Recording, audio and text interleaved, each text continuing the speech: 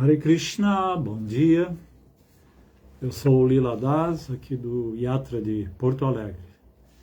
Então hoje vamos ler Srimad Bhagavatam, canto 3, capítulo 9, verso 8.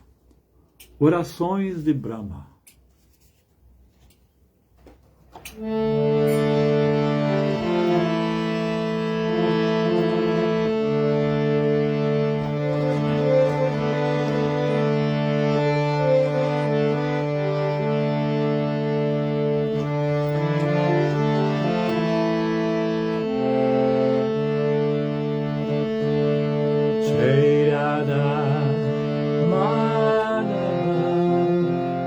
Jaya Kunja Bihari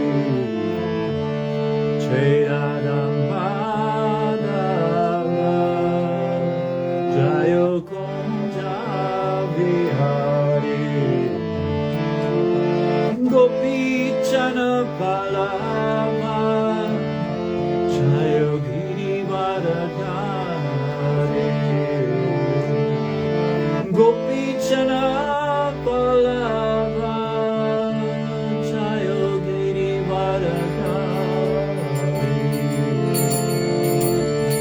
Yashodanandana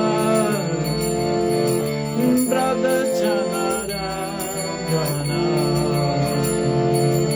Yashodanandana Radhachanarandana Yamuna Tira Vanachari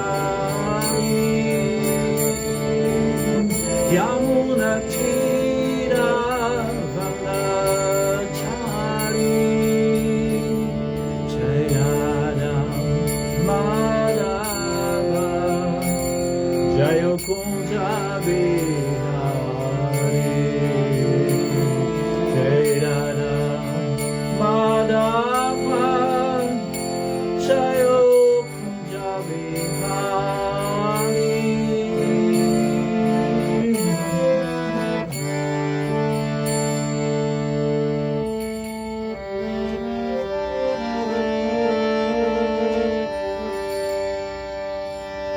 Jagannatha Swami Nayana Patagami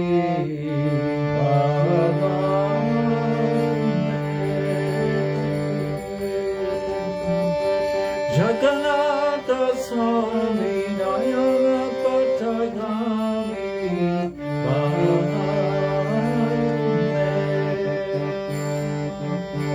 Jai Baladeva Jai Subhadra, Jai Baladeva, Jai Subhadra, Jai Baladeva, Jai Subhadra, Jai Baladeva, Jai Subhadra.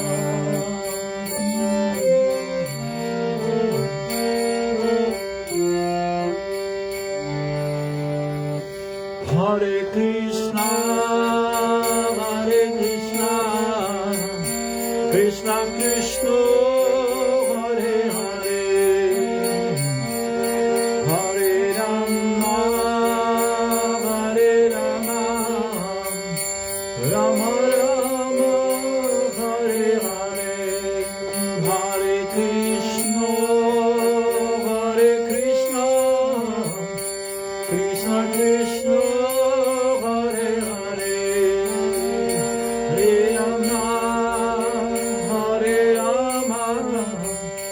Rama Rama Hare Hare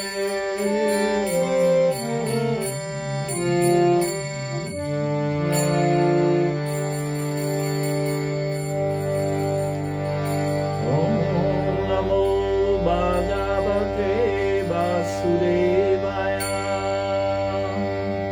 Om Namo Bhagavate Vasudevaya Om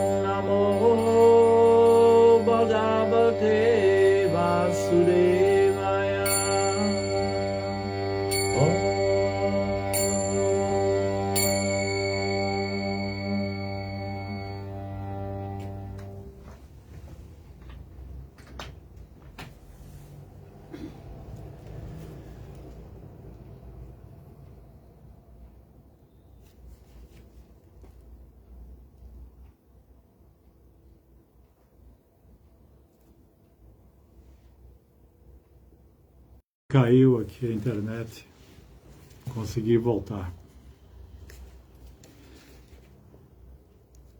Shutri tridatu birima muhura dhyamana Shitoshnavata shairi taratarascha Kamagnina tyutarusha cha sudurbarena Sampashyato manavuru kramasidhateme. Shut, fome, trit, sede, tridatu bihi, 3 humores, a saber, muco, bilis e ar, e maha, todos eles, muhu, sempre, ardyamanaha, torturadas, sita, inverno, ushna, verão, vata, vento, varashai, por chuvas, itarat, e muitas outras perturbações, cha também, kama agnina, por fortes desejos sexuais, atyutarusha, ira infatigável, cha também, sudurbarena, tão insuportável, sampashyataha, observando assim, manaha, mente, urukrama, ó grande ator, sidate, torna-se abatida, minha. Vamos ver a tradução e significado de Srila Prabhupada. Ó grande ator, meu senhor, todas estas pobres criaturas são constantemente torturadas pela fome, pela sede, pelo frio cortante, por secreções tais como a bilis, afligidas por inverno rigoroso, verão insuportável, chuvas e muitos outros elementos perturbadores. Apiedo-me delas muito e muito me aflijo por elas.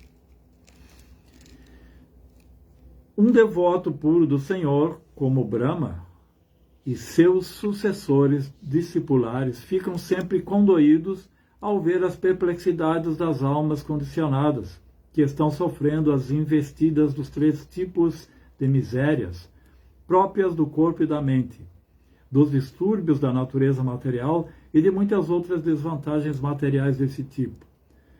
Não conhecendo medidas adequadas para mitigar essas dificuldades, as pessoas que estão sofrendo às vezes fazem-se passar por líderes do povo, e os desventurados seguidores são forçados a enfrentar mais tribulações ainda, sob esta assim chamada liderança. É como um cego que faz com que outro cego caia em uma vala. Portanto, a menos que os devotos se apiedem deles e eles ensinem o caminho correto, suas vidas são fracassos infindáveis. Os devotos do Senhor, que voluntariamente aceitam a responsabilidade de elevar os tolos e materialistas, desfrutadores dos sentidos, são tão íntimos do Senhor como o Senhor Brahma. Om Jnanati Mirandasya Jnanjana Chalaya Kaya Chakshurum Miritam Vajena Tasmaya Shri Gurave Namaha. Nasci na mais obscura ignorância e meu mestre espiritual está iluminando os meus olhos com a archote do conhecimento, por isso lhe rendo minhas mais humildes e respeitosas reverências. Namo Vishnu Padaya Krishna Prestaya Bhutale Srimati Hridayananda Goswami Tinamine Namaste Guru Hamsaya Paramananda Medase Prabhupada Pramodaya Dusta Siddhanta Nase.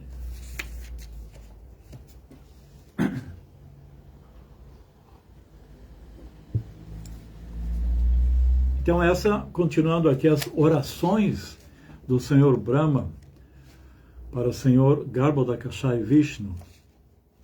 E aqui nesse verso em particular faz menção às misérias que as entidades vivas haverão de desfrutar quando interagindo com o mundo material. Quando Brahma houver, de dar as condições para que essas entidades vivas que estão imanifestas no corpo de Garbhodakashayi Vishnu agora retomem suas atividades e deem vazão a seus desejos. justamente esse ponto, né? Ao querer desfrutar nesse mundo, vamos encontrar, a alma condicionada encontrará as misérias. E aqui há uma boa descrição dessas misérias, né? São torturados pela fome, pela sede, pelo frio cortante, o verão. Então são as misérias que todos nós estamos já familiarizados. Aqui também tem afligidos pelas secreções tais como a bilis, né? Isso aqui é uma menção aos tridoshas, porque a palavra dosha da medicina ayurvédica significa uma suscetibilidade, assim, uma condição vulnerável a um tipo de doença, né? Que são dessas secreções, né? Como a bilis para os pitas, o muco, excesso de muco para os kafas, e para os vatas, então, os ares, né? Os ares do corpo. Então, quando se menciona as misérias do corpo e da mente, então também temos que fazer alusão a essas misérias sofridas pelo nosso biotipo, né? Segundo a medicina ayurvédica, ela classifica. Também tem as misérias que acontecem das condições meteorológicas. São as adidaivika klesha, que elas são promovidas, né, causadas pelos semideuses que controlam essas forças da natureza, né? Como muito calor, muito frio, né? Nós aqui em Porto Alegre recentemente pudemos viver essas misérias, né? Chuvas, inundações, tornados, frio intenso. Nós vivemos uma situação aqui no mês retrasado que deu bem para constatar essa verdade, né? Como as entidades vivas têm que sofrer essas misérias. As misérias do corpo e da mente, misérias da mente, né? A tristeza, aflições, doenças patológicas, as misérias do corpo, que são os 3 doshas que eu acabei de citar. Também misérias infligidas por outras entidades vivas, como pessoas invejosas, um governo desqualificado, micro-organismos que causam doenças, mosquitos, pulgas, toda classe de misérias que podem vir de outras entidades vivas. Porque nesse mundo existe um jogo de interesses, né? Então todos estão lutando por sobreviver, né? Depois vou comentar sobre isso. E nisso podem afligir contra você, esses podem ser ditos inimigos. Então não há como passar por esse mundo sem experimentar o sofrimento. E aqui Prabhupada cita, outra coisa é o desejo sexual, que é um desejo que a maioria das pessoas acaba estimulando desnecessariamente, e isso causa uma série de transtornos. Basta ver que nossa sociedade, a sociedade humana, ela é toda estruturada em cima dessa demanda do prazer sexual. O Prabhupada sempre explicava, né? O homem identifica-se com o corpo masculino, a mulher com o corpo feminino, então busca um parceiro, daí surge o casamento, subprodutos que são os filhos, a necessidade de ter casa, emprego, colégio, isso aciona toda a nossa estrutura social.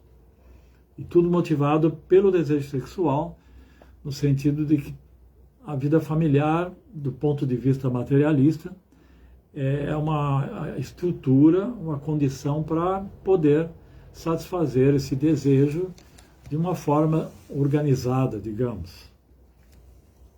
Então, existem todos esses desejos e aqui Prabhupada faz alusão a mais um deles, quando são sujeitos a um líder que para ele mesmo não foi assim, não foi qualificado, não tem o conhecimento suficiente, o autocontrole suficiente para buscar para si mesmo a conquista da liberação, digamos, em última análise, né?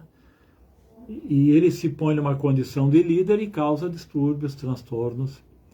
E isso vale para qualquer nível contingente, né? Seja um pai de família, não seja um líder. Os Vedas dizem, não seja um líder se você não tiver a capacidade de promover a liberação para seus subalternos. Agora imagina um líder político que assume uma posição de poder e que tem a responsabilidade de mitigar o sofrimento que nasce da ignorância dos subalternos, né? No caso de um rei dos súditos.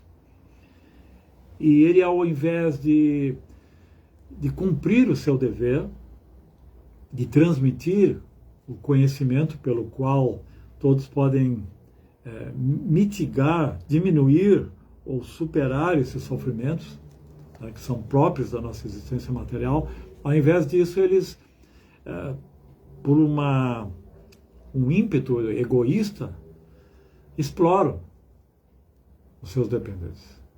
Impostos altos e propinas e tudo isso que nós já sabemos muito bem, quando um governante ou um líder não tem pureza, não tem caráter, não tem conhecimento. Isso causa um distúrbio. E aqui, nesse verso também, está dito que todo líder espiritual genuíno, e aqui no caso é o Senhor Brahma, são tomados de compaixão pelas entidades vivas sofredoras. Brahma foi tomado de compaixão, eu me apiedo delas e muito me aflijo por elas. Um verdadeiro líder tem compaixão, ele tem empatia. Ele não é egoísta, assim, no sentido de que se eu estou bem situado, se minha vida está aprazível, tenho boas condições de existência, então os outros que se virem, o karma deles. Pelo contrário, vemos grandes líderes da humanidade, né? Como o nosso querido Srila Prabhupada, né? Que deixou a Índia, deixou uma situação de condições ideais para o seu desfrute na espiritualidade, né? Em Vrindavana, na Índia, e veio para o Ocidente. Uma cidade como Nova York, por exemplo. Uma cidade cinza, uma cidade materialista. Prabhupada é um grande exemplo disso.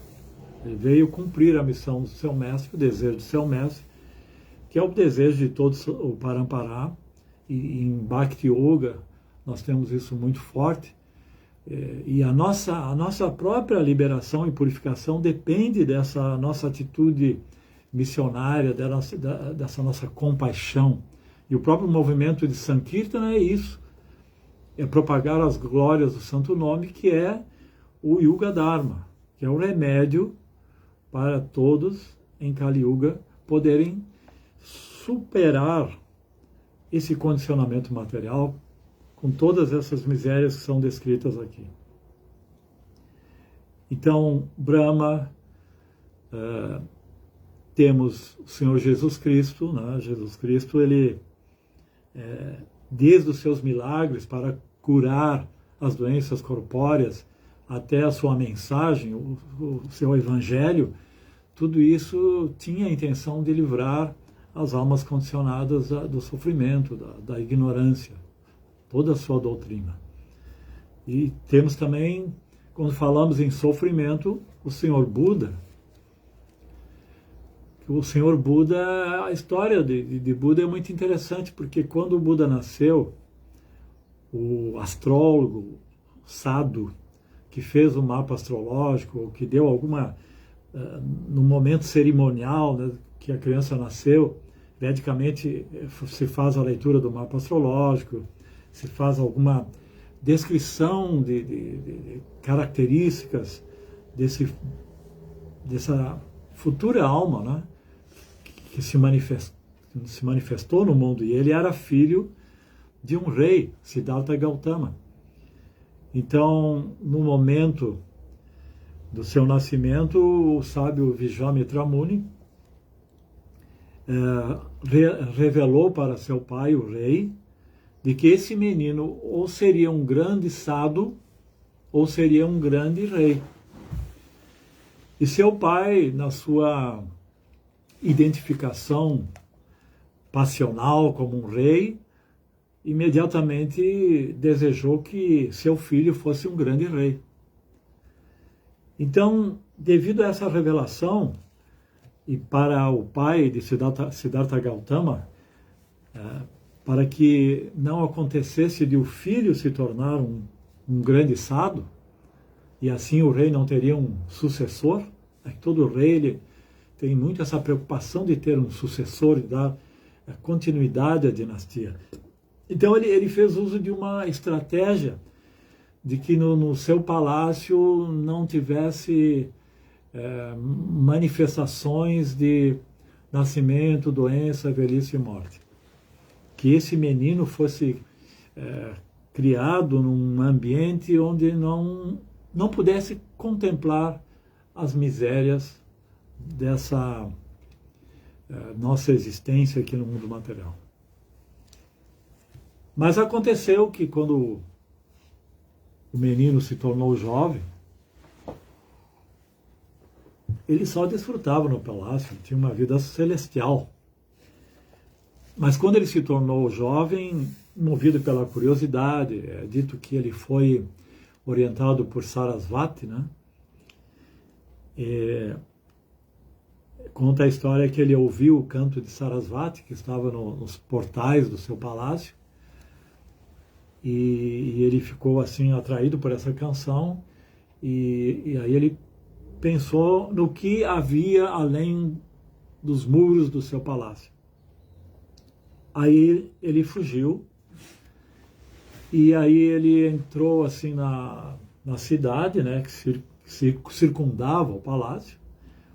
Aí ele começou a contemplar as dores do nascimento. Ele contemplou um ancião, né, assim, sofrendo com a velhice, com limitações corpóreas, né, doenças. Ele contemplou a doença, contemplou a morte, né? Viu pessoas abandonando o corpo e causando sofrimento para os que ficavam. Então ele viu que o mundo não era o que ele pensava. Ele percebeu que ele tinha sido iludido todo esse tempo. E o que aconteceu quando ele viu tudo isso? Foi tomado de compaixão. E isso promoveu uma grande revolução na vida dele. Ele não quis mais viver essa ilusão e ele quis se tornar um sadhu. Então é dito que ele buscou, para resumir, uma doutrina, um caminho que pudesse libertar a humanidade do sofrimento. Então é dito que depois de muita meditação, primeiro ele praticou muita austeridade, né? Quase abandonou o corpo de tantos jejuns e austeridades, mas então ele percebeu que isso era muito radical e não estava contribuindo nem para si, nem para os outros. E um dia ele viu num barco alguém que tocava um instrumento musical de cordas, afinando o instrumento. E aí ele teve um insight, que se o músico estendesse muito a corda, ela podia estourar. E se a corda tivesse muito frouxa, não iria afinar. O que significa que se você exige demais, como ele estava exigindo, ele podia até estourar a corda, abandonar o corpo. Mas se ele fosse muito frouxo, assim, nas austeridades que são necessárias para a vida espiritual, ele não iria harmonizar, não iria conseguir seu objetivo. Então ele teve um insight do caminho do meio, que depois culminou na sua doutrina como as 8 perfeições.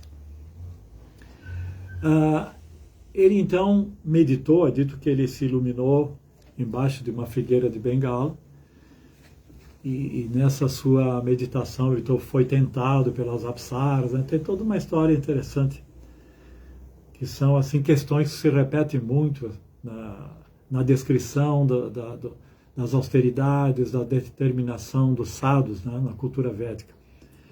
E ele então, a conclusão da sua doutrina foram as quatro nobres verdades. As quatro nobres verdades. E todas elas estavam voltadas para libertar as almas do sofrimento. Então o budismo, na verdade, nos seus primórdios, o núcleo do budismo, ele não é uma religião, depois foi tornada uma religião. Mas no início o que é uma técnica para a libertação do sofrimento. Segundo Nietzsche, Buda é mais um filósofo do que um santo ou um líder religioso, porque toda a doutrina, claro, nós sabemos que ele é um avatar, né? Mas se analisar a doutrina em si, ou a sua filosofia, nós vemos que essas quatro nove verdades visam o alívio do sofrimento. Então a primeira verdade é a constatação do sofrimento nesse mundo, que é exatamente o que estamos fazendo nesse verso. Brahma aqui constata o sofrimento desse mundo. Então a primeira nobre verdade é constatar que existe sofrimento nesse mundo. Isso não precisamos discutir. A segunda nobre verdade, qual é a causa desse sofrimento? Então o Sr. Buda concluiu que a causa de sofrimento é o desejo. A causa do sofrimento, da maior parte dos sofrimentos, é o desejo. E a terceira grande verdade é que se esse desejo for eliminado, então essas misérias vão sucumbir, não vão mais acontecer. E a quarta nobre verdade significa qual é o processo pelo qual podemos vencer os desejos.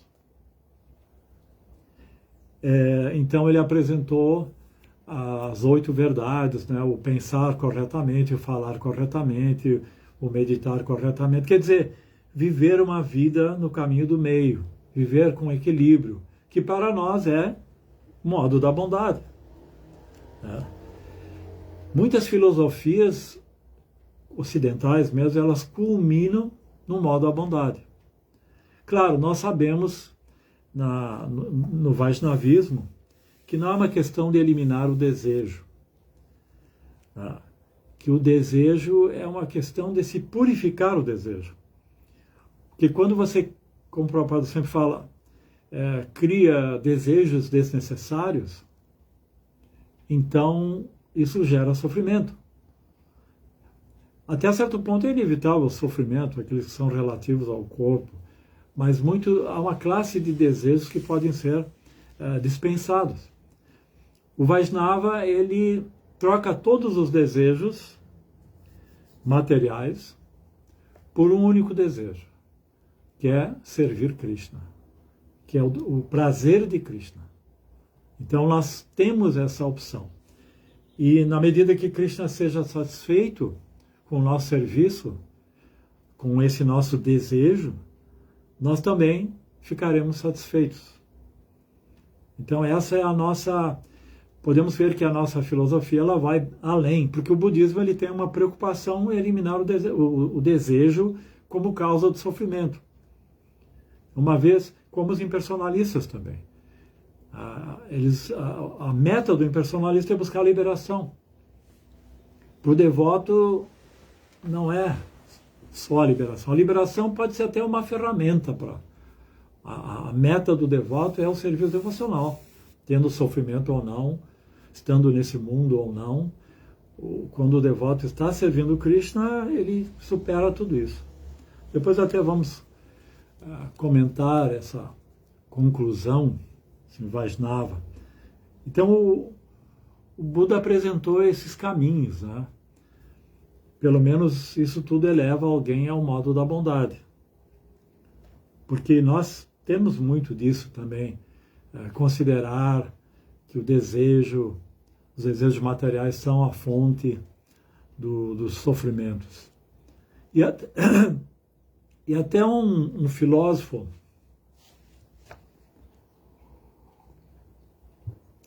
indo agora para o Oriente, um filósofo chamado Epicuro, que é visto às vezes como um defensor do hedonismo, porque na filosofia grega existe uma palavra chamada ataraxia, né?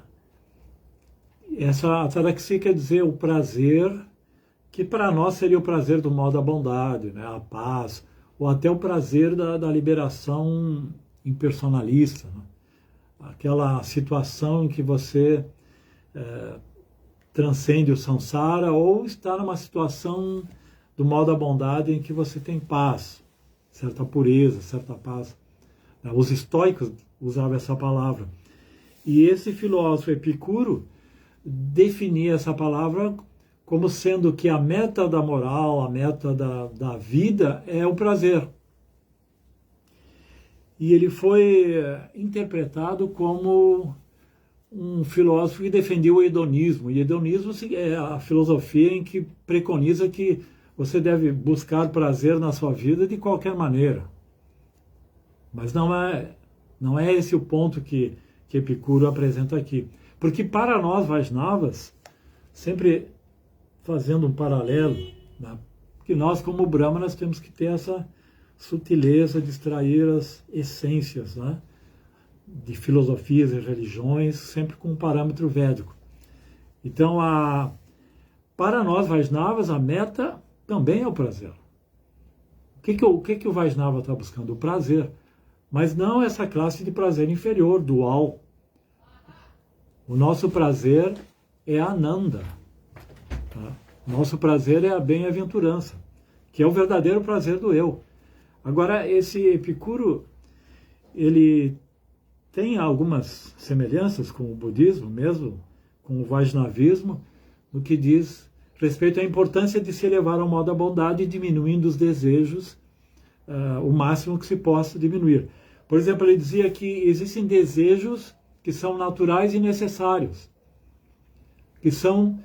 que nós chamamos de as necessidades básicas da vida: comer, dormir.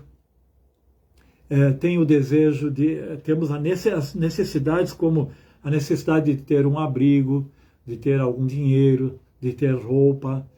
Então Epicuro ele definia isso como desejos naturais. E esses desejos naturais, que dizem respeito à nossa condição de alma condicionada, de ser corporificado, que tem um corpo, esses desejos, uma vez que satisfeitos, não perturbam. Por exemplo, você tem a fome, que é um sofrimento, aí você come e está satisfeito.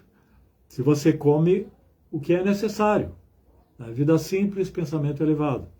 Se você tem a roupa que necessita, sem querer mais do que isso, se você tem um abrigo simples, que seja suficiente para te proteger,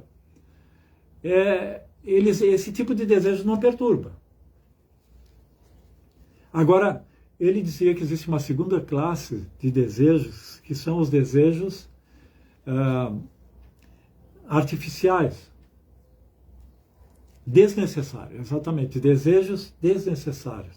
São naturais, mas são desnecessários. Quer dizer, comer bem, comer de forma sofisticada, que para nós seria já comer do modo da paixão. Aí Krishna descreve no Bhagavad Gita os alimentos do modo da paixão. Se vestir com muita sofisticação, né? Se preocupar muito com roupas, aparências, também ter assim, ao invés de uma casa simples, ter uma mansão, né? Muito dinheiro, ao invés de ter o suficiente. Esse tipo de prazer, de desejo, embora seja natural, se você cai na ambição, eles vão trazer sofrimento. E existe outra classe de desejos que não são nem naturais nem necessários, que é o desejo de ter muito poder, que é o desejo de ser muito rico, que é o desejo de ter muita fama. O que Krishna fala, aquilo que é difícil de alcançar, é muito esforço para isso. E eles vão trazer competição, sofrimento, que são desejos que nos são incutidos pela sociedade, pelo sistema, né? Assim, tipo a sociedade de consumo. Então você vai ter felicidade se você puder consumir muito, se você tiver uma mansão. Esse tipo é artificial, isso é incutido. Então é muito interessante, né, que Epicuro, que era considerado um hedonista, ele defende a vida mais simples possível. Ficar só com os desejos naturais. E ele dizia algo muito interessante, que meu corpo estremece de prazer quando como apenas pão e água. É que para o corpo, a satisfação do corpo é o alimento simples. Né? Porque quando você exagera na alimentação, qualidade e quantidade, isso vai gerar sofrimento para o corpo. Então é muito interessante, né, que esse é o hedonismo, né, de Epicuro. Epicuro, ele tinha um jardim na casa dele, onde ele tinha seus discípulos, era o jardim dos prazeres, né? E aí ele preconizava assim, a vida mais simples possível. Sendo a meta da vida o prazer, tem que se questionar que tipo de prazer. Então, ele defendia o prazer no modo da bondade. E é interessante isso, que muitos filósofos abordaram aqui no Ocidente essa questão do prazer. Do prazer e da dor, do sofrimento. Como lidar com isso? Qual é o propósito disso? Agora, aqui no Ocidente, assim, olhando para o Ocidente, o filósofo que mais se aproximou das conclusões orientais, assim, tanto do budismo como dos Upanishads, e é sabido que ele, na sua juventude, ele estudou, leu livros de budismo, leu os Upanishads, e ele considerava isso o conhecimento mais elevado. Esse é Arthur Schopenhauer, que é visto como um filósofo pessimista, Arthur Schopenhauer. Justamente porque ele é realista. Nós, na cultura védica, nós somos bem realistas em apresentar as misérias desse mundo. E ele, tendo as informações dos Upanishads e do budismo, ele entendia que esse mundo, a conclusão que esse mundo é sofrimento. Se for ver, o sofrimento predomina. Ele dava um exemplo assim bem interessante, que num determinado lugar, não sei, numa ilha, existiam tartarugas, e essas tartarugas, elas têm a proteção do casco, né? Mas ali existiam lobos, né? E os lobos viravam a tartaruga ao contrário e comiam as tartarugas vivas. Então ele analisou que a tartaruga tinha 100% de sofrimento e o lobo estava desfrutando, mas também aliviando o sofrimento da fome. Então é interessante que a conclusão da filosofia de Schopenhauer é que esse mundo é só miséria, que aquilo que chamamos de sofrimento é, na verdade, um alívio da dor. Isso é védico.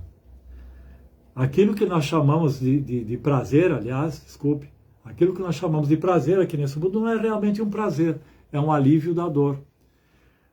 Que o que é positivo, na verdade, é a dor. Positivo no caso de ser substancial, existente. E o prazer não é um prazer real, não é substancial, é só um alívio da dor. Ele tem uma relação com a dor. Por exemplo, quando você come, você está tendo prazer de comer, mas tu está aliviando a dor. Quando você faz sexo, você está aliviando todo o estímulo das glândulas, da contemplação. Tá? É um alívio que passa rápido. Quando você vai dormir, você está se aliviando do cansaço. Quando você desperta de manhã, você está se aliviando de... Ninguém ficaria na cama 24 horas por dia. Então, nós somos jogados nessa dualidade. E aquilo que chamamos de prazer, na verdade, é um alívio. Tanto é que, ironicamente, se diz que o maior prazer nesse mundo é o sexo, o mais forte dos prazeres. Depois, comer, e depois ainda é o prazer de defecar, no sentido de que isso é um grande alívio. Então, nós vivemos num mundo que, em terceiro lugar, o maior prazer é defecar, porque quem já viveu essa situação de estar muito apurado e de finalmente poder dar vazão a essa necessidade corpórea, ele vai sentir um grande alívio ali. Isso é um tipo de prazer. Como o Prabhupada dá o exemplo também de uma tortura que os piratas faziam, de pôr assim o prisioneiro com a cabeça embaixo da água. E quando ele estava quase morrendo por asfixia, então puxava a cabeça para fora da água e respirando sentia um grande alívio, um grande prazer. Mas, na verdade, ele estava numa situação completamente miserável. Então é interessante que Schopenhauer ele fazia menção dessa característica da nossa existência material. E ele era, na verdade, um seguidor de Immanuel Kant. E Immanuel Kant, ele, da sua Fundamentos, né, da Razão Pura, nessa obra famosa, Immanuel Kant, ele dizia que aquilo que nós percebemos no mundo, o mundo que nos circunda, a Prakriti, aquilo que nós percebemos, não é uma realidade completa, é apenas uma representação. Os nossos sentidos captam os estímulos da realidade externa, mas o somatório desses estímulos, bem como uma avaliação do intelecto, em termos de tempo e espaço, cria uma representação, mas nós nunca saberíamos o que é realmente, o que é a realidade, o que é a Prakriti, com a nossa faculdade da razão e sensorial. Ele tinha essa conclusão. Então, existe um mundo fenomênico, que é os fenômenos que eu posso captar através dos sentidos, que vedicamente nós vemos que isso causa muita ilusão, não podemos confiar na percepção sensorial, nem nas conjecturas racionais limitadas ao tempo e espaço, né? Nesse sentido, Immanuel Kant está certo. Então, existe um mundo fenomênico, que é aquilo que nós podemos captar através das nossas percepções, mas existe um mundo, uma realidade, que é o noumenon, que é aquilo que nós não podemos conhecer, que é o mundo como ele é. Porque tudo que nós captamos do mundo é apenas sintomas, aspectos do mundo. Mas fora dessas percepções, o mundo é um todo, uma unidade, que nós não podemos captar tudo. Então, Immanuel Kant parou ali, que esse mundo, a realidade é um mistério. Agora, Schopenhauer, seguindo essa linha de raciocínio, ele foi mais longe. Ele chamava o mundo, o movimento do mundo, porque ele se meditou e se deparou no fato de que esse mundo todo é um movimento, é mudança, é transformação. E o que causa essa transformação? O que mantém a existência de todas essas interações, esses movimentos, o próprio universo, o equilíbrio, essa natureza que existe fora de nós, né? Ele chamava isso de vontade. Porque existe nesse mundo uma vontade, uma força que faz com que as coisas existam, aconteçam, e principalmente as entidades vivas. Então, isso também é traduzido como a vontade de existir, de viver. Todas as entidades vivas têm esse impulso para existir, para viver. Aqui no Bhagavad Gita, Krishna fala a luta pela sobrevivência. Então ele se deparou com isso, e para ele isso era uma força irracional e desconhecida, mas existente, e que influencia quase que totalmente a nós. E essa força aparece em nós como os ímpetos de comer, dormir, reproduzir-se, defender-se. Esses ímpetos que afetam o nosso corpo, que moldam a nossa existência, e que com muita dificuldade podemos controlar tudo isso. Então é muito interessante que nós, como Vaishnavas, podemos ir além da conclusão de Kant, que isso tudo era um mistério, a Prakriti, e além da conclusão de Schopenhauer, que dizia que tudo isso é a vontade, né? E estamos com Prabhupada, podemos entender que todo esse movimento que ele chamava de vontade, a busca da existência nesse mundo, por existir, a luta pela sobrevivência, é justamente a combinação da entidade viva com o corpo material. Então, como a entidade viva, por definição ontológica, é Satchitananda, e é uma alma que está vivendo a realidade do condicionamento material, ela vai querer resgatar isso aqui nesse mundo, poder existir o máximo que possa, poder ter o máximo de conhecimento que possa ter, lutar contra a ignorância, poder ter felicidade. Então, as entidades vivas, essa vontade que Schopenhauer falava, é a luta das entidades vivas para resgatar Satchitananda. Interessante como à luz dos Vedas nós podemos ir além. E mais ainda, essa energia material não é cega. Que Schopenhauer dizia que a energia material, o mundo é indiferente ao teu sofrimento. Não é. Deus é providencial. E essa energia não é cega, porque ela é toda controlada pelo Paramatma. Mas como Schopenhauer, como Immanuel Kant poderiam ter essa informação se não fosse pela revelação? E o limite da filosofia é justamente a razão. Então é muito interessante que epistemologicamente nós precisamos, para obter conhecimento, os sentidos, a inteligência, a razão, mas também a revelação. Senão, o teu alcance será limitado. Então, para concluir, Schopenhauer, que estudou os Upanishads, que estudou o budismo, ele tinha que apresentar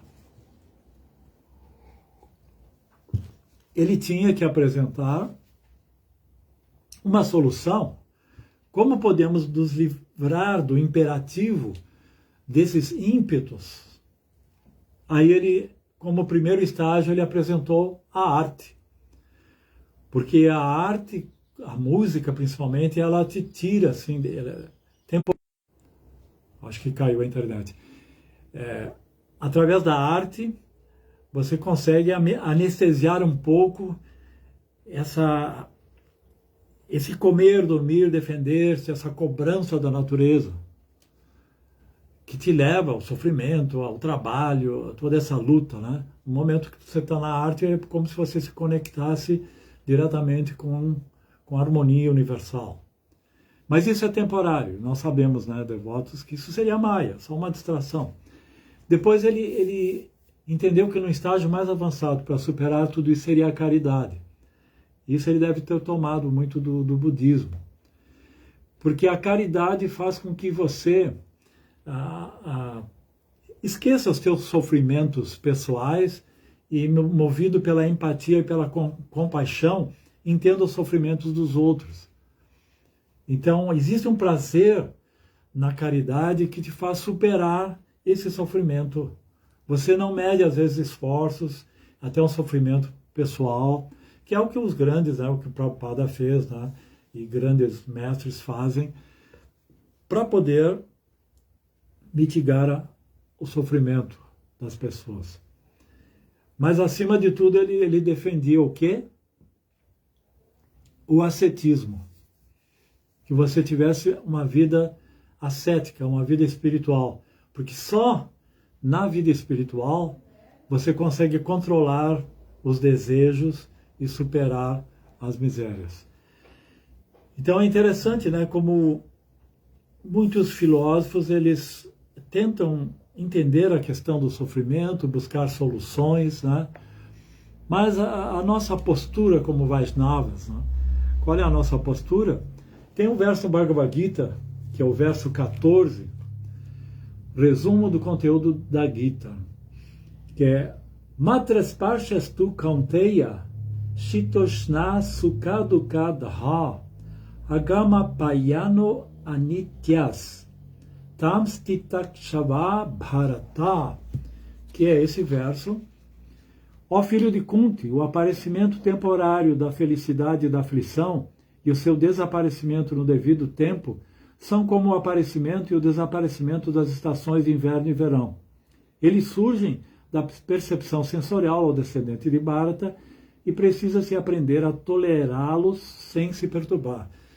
Então, como eu estava dizendo, o Vaishnava, ele não tem assim, como meta se livrar do sofrimento, nem tentar buscar a liberação e sair desse mundo.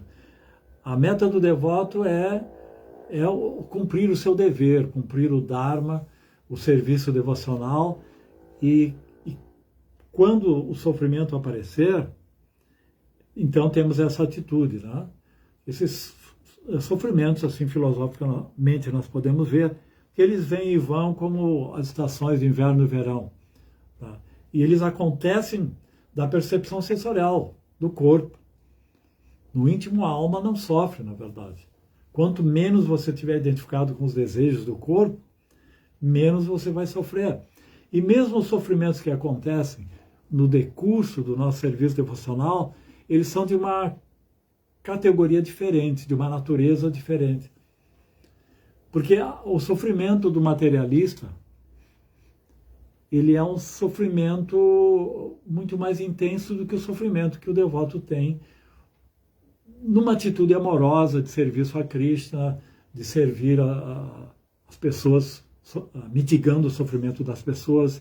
É como a mãe, se ela tem que sofrer pelo seu filho, ela sofre, mas esse sofrimento é amenizado pelo sentimento de amor. Então o Vaishnava tem uma posição muito mais bela, e muito mais sábia e muito mais poderosa do que as soluções que outras linhas, religiões, filosofias apresentam. Então, agora faltam 5 minutos, acho que me estendi um pouquinho. Já é todas as glórias a Srila Prabhupada. Se alguém tiver alguma colocação, alguma pergunta, agradeço ao Prabhu Paravyoma pelo convite. Vamos ver aqui. Marcelo, aqui o que tem aqui. ISKCON Rio de Janeiro. Marcos Hanuman. Minhas humildes reverências, Prabhu Lila Das, Benvenuti. Todas as glórias sejam para Prabhupada e os devotos reunidos. Bom dia a todos os Vaishnavas presentes. Marcelo Amagalhães. Hare Krishna, bom dia. Sérgio Azevedo, Hare Krishna. Otávio Daniel Neves Maria, Hare Krishna.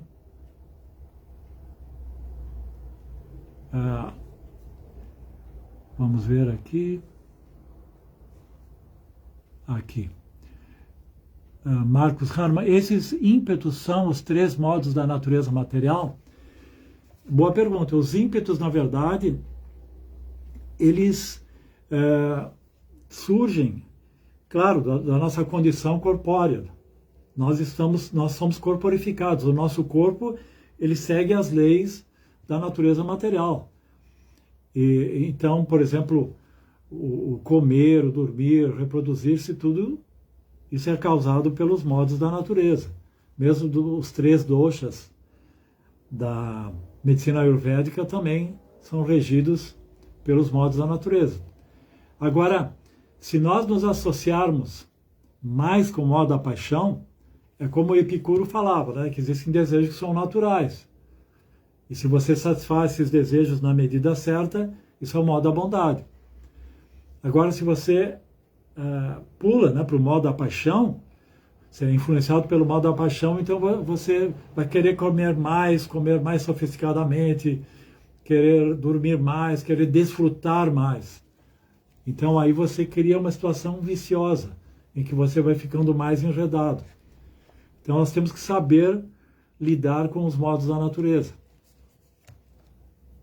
Usar os modos da natureza para a busca da autorrealização. Eles são ferramentas quando bem usados.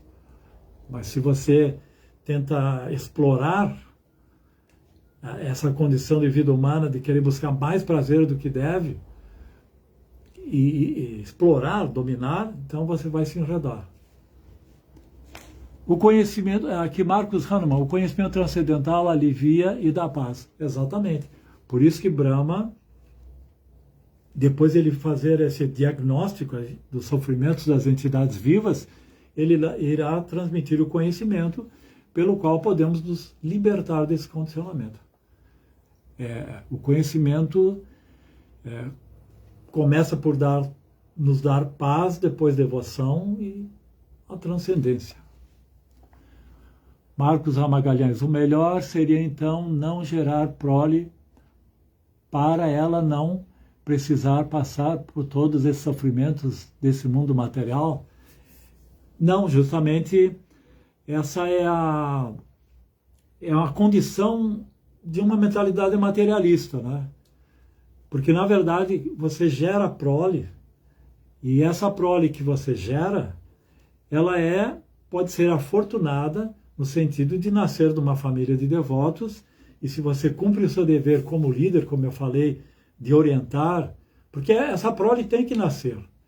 Quem nasce nesse mundo porque ele tem que nascer, ele tem que expiar o seu karma, ele tem que buscar a liberação, ele tem que ter uma vida material nesse corpo. Porque o fato de você não gerar prole não quer dizer que essa alma vai se beneficiar, se liberar, pelo contrário.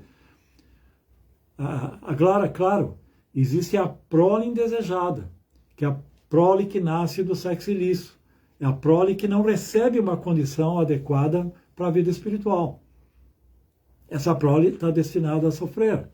Mas ainda assim ela tem salvação se ela entra em contato com o mestre espiritual, um devoto. Então o devoto, o grihasta, ele deve gerar prole. Como os cristãos dizem, né? Crescei e multiplicai-vos. É até um dharma do grihasta ter prole, ter filhos. Mas esses filhos eles vão ser orientados, vão ser espiritualizados. E também é uma dívida com os antepassados, né? Um dos diágyas, que é para se libertar da dívida com os antepassados, é ter prole. Porque os antepassados geraram você como prole, e graças a isso nós estamos aqui. Conhecemos Prabhupada, o movimento Hare Krishna. Então, é uma atitude negativa, dizer, não, eu não vou gerar prole porque eles vão passar por sofrimentos. Não, é inevitável que eles passarão por sofrimentos, mas se eles tiverem o conhecimento, todo esse sofrimento culminará em sabedoria, em purificação. Sundarangi Devidas, reverências Prabhu, gratidão pela aula. Haribol. Otávio Daniel Neves Maria, excelente leitura e aula. Prabhu Liladas, muito obrigado. Hare Krishna. Marcos Hahnemann, obrigado Prabhu Liladas, benvenuti. Seu conhecimento da filosofia Vaishnava e da filosofia ocidental da luz e retira de nós a ignorância. Jai Srila Prabhupada, Goura Premanandi, excelente aula, muito obrigado. É dever de todo brahmana, de todo devoto, se questionar, buscar conhecimento, passar esse conhecimento, esse é o nosso Dharma. Alexandre Lima, quando o devoto já tem bagagem espiritual, volta a trabalhar no mundo fenomenal, qual conselho para não desconectar com a consciência de Krishna? Ele quis dizer, quando o devoto tem certo preparo, ele volta pode interagir com o mundo material, né? E qual é o conselho para que ele possa se fixar, não perder essa consciência? Claro, na cultura védica existem esses estágios, né? Brahmacharya, quando se é criança, o Brahmacharya é um preparado para você depois ser um Grihasta. E como Grihasta, você terá, então, um treinamento para poder interagir com o mundo, ter filhos, ter esposa, ter vida sexual, bens materiais, mas não se perder com isso. Então, tudo é uma questão de treinamento. E o que Cristo dizia, orai e vigiai. Tá? Então, se você é um devoto e você tem treinamento, e esse treinamento significa que, mesmo com Grihasta, que você tem concessão para ter bens materiais, vida sexual, para procriar ou para harmonizar a relação para esses propósitos, né? Você vai ter bens, mais conforto, você vai ter filhos.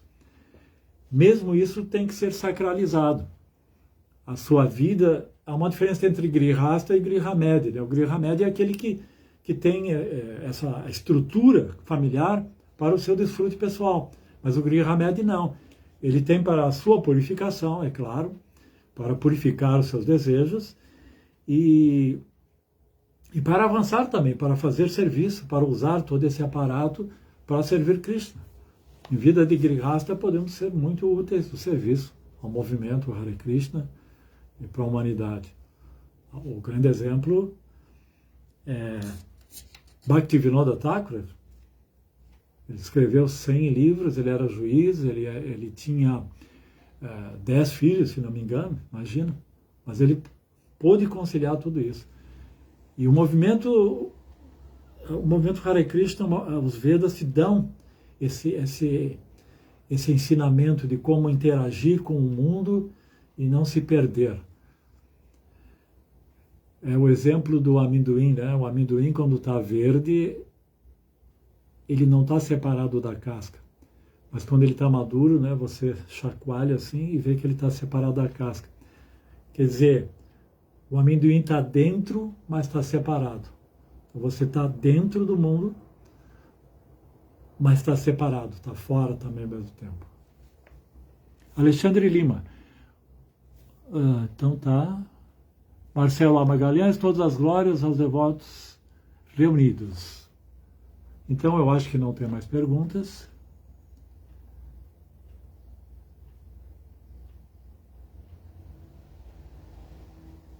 Otávio Daniel Neves Maria, Hare Krishna, minhas reverências aos devotos reunidos. Então, Jai, todas as glórias a Srila Prabhupada. Obrigado pela presença de todos.